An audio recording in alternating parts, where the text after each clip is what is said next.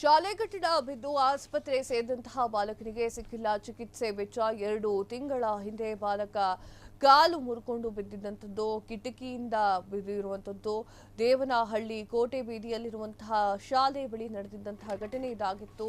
ಚಿಕಿತ್ಸೆಗೆ ಹಣವಿಲ್ಲದೆ ಪರದಾಡ್ತಾ ಇದ್ದಂತಹ ವಿದ್ಯಾರ್ಥಿಯ ಕುಟುಂಬಸ್ಥರು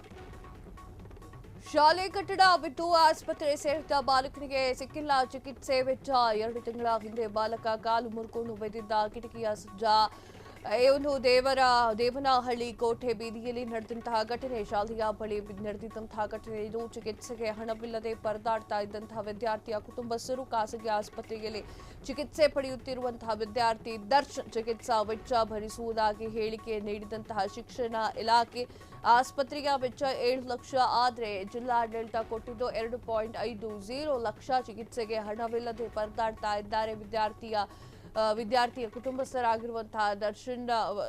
ವಿದ್ಯಾರ್ಥಿಯ ಕುಟುಂಬಸ್ಥರು ಪರದಾಡ್ತಾ ಇದ್ದಾರೆ. ವಿದ್ಯಾರ್ಥಿ ಹೆಸರು ದರ್ಶನ್. ಕುಟುಂಬದವರು ಕಣ್ಣೀರನ್ನು ಹಾಕ್ತಾ ಇರುವಂತಹ ಘಟನೆ ನಡೆದಿದೆ. ವೀಕ್ಷಕರೇ, ದೇವರಹಳ್ಳಿ ಏನಿದೆ ಆ ಒಂದು ಕಡೆಯಲ್ಲಿ ದೇವರಹಳ್ಳಿ ಕೋಟೆ ಈ ಒಂದು ಕಡೆಯಲ್ಲಿ ಆಗಿರುವಂತಹ ಘಟನೆ ಇದು. ಶಾಲೆಯಲ್ಲಿ ಓದ್ತಾ ಇರಬೇಕಾದ್ರೆ ಕಿಟಕಿ ಮೇಲೆ ಇರುತ್ತಲ್ಲ ಅದು ಕೆಳಗೆ ಬಿದ್ದಿರುವಂತಹ ಘಟನೆ. ಆತನ ಕಾಲ್ ಮೇಲೆ ಬೀಳುತ್ತೆ. ಯಾರು ದರ್ಶನ್ ಎನ್ನುವಂತಹ ಒಂದು ಹುಡುಗನ ಕಾಲ್ ಮೇಲೆ ಬೀಳುತ್ತೆ. ಕಾಲ್ ಮೇಲೆ ಬಿದ್ದಾಗ ಆತ ಕಿರ್ಚ್ಕೊಳ್ತಾನೆ. ಆತನ ಕಾಲು ಮುರಿದು ಹೋಗಿರುವಂತಹದ್ದು. ಅದಾದ ನಂತರ ಆತನನ್ನ ಆಸ್ಪತ್ರೆಗೆ ದಾಖಲು ಮಾಡಲಾಗುತ್ತೆ. 7 ಲಕ್ಷ ರೂಪಾಯಿ ವೆಚ್ಚ ಆಗುತ್ತೆ. ಆದರೆ ಅಷ್ಟೊಂದು ಸರ್ಕಾರ ಕೊಟ್ಟಿರೋದಿಲ್ಲ.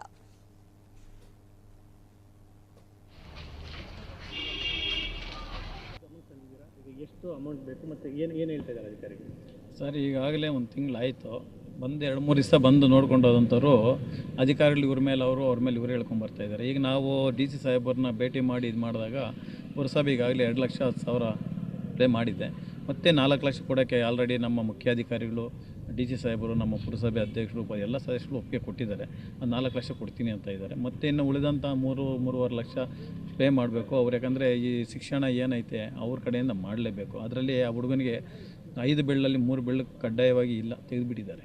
ಅಂದರೆ ಮುಂದೆ ಆ ಹುಡುಗ ಬದುಕಿ ಓಡಾಡಿ ಮಾಡಬೇಕಂದ್ರೆ ಇನ್ನೂ ಕನಿಷ್ಠ 1 ವರ್ಷ ಆದರೂ ಟೈಮ್ ಬೇಕೇ ಬೇಕು. ಅದರಲ್ಲಿ ಅವ್ರ ತಾಯಿ ಕೂಲಿ ಮಾಡ್ಕೊಂಬಂದರೆ ಜೀವನ. ಯಾಕಂದರೆ ಅವ್ರದ್ದು ಗಂಡ ವರ್ಷದ ಮೇಲೆ 2 ತಿಂಗಳಾಗಿತ್ತಿರೋಗಿ ಅವರು ಬಾಡಿಗೆ ಮನೆಯಲ್ಲಿರೋದು.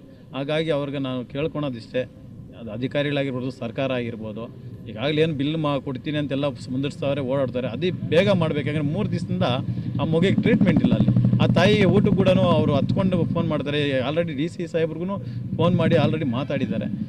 ಮಧು ಬಂಗಾರಪ್ಪ ಅವರು ಇದು, ಯಾಕೆಂದರೆ ಎಜುಕೇಷನ್ ಡಿಪಾರ್ಟ್ಮೆಂಟು ಸಚಿವರು ಅವರೇ, ಇದನ್ನು ಕಡ್ಡಾಯವಾಗಿ ಸ್ವಲ್ಪ ಸೀರಿಯಸ್ ಆಗಿ ತಗೊಂಡು ಆ ಮಗುಗೆ ಪರಿಹಾರ ಸಿಗಬೇಕು. ಮತ್ತು ಹಾಸ್ಪಿಟಲ್ದು ಏನಾಯಿತೋ ಅತಿ ಶೀಘ್ರದಲ್ಲಿ ಅವ್ರನ್ನ ಡಿಸ್ಚಾರ್ಜ್ ಮಾಡಿ, ಇಲ್ಲ ಅಥವಾ ಇನ್ನೂ ಅಲ್ಲೇ ನೋಡಿಸ್ಬೇಕಂದ್ರೆ ಅಲ್ಲಿ ನೋಡ್ಸೋ ಒಂದು ಕೆಲಸ ಮಾಡಬೇಕಂತ ಕೇಳ್ಕೊತೀವಿ.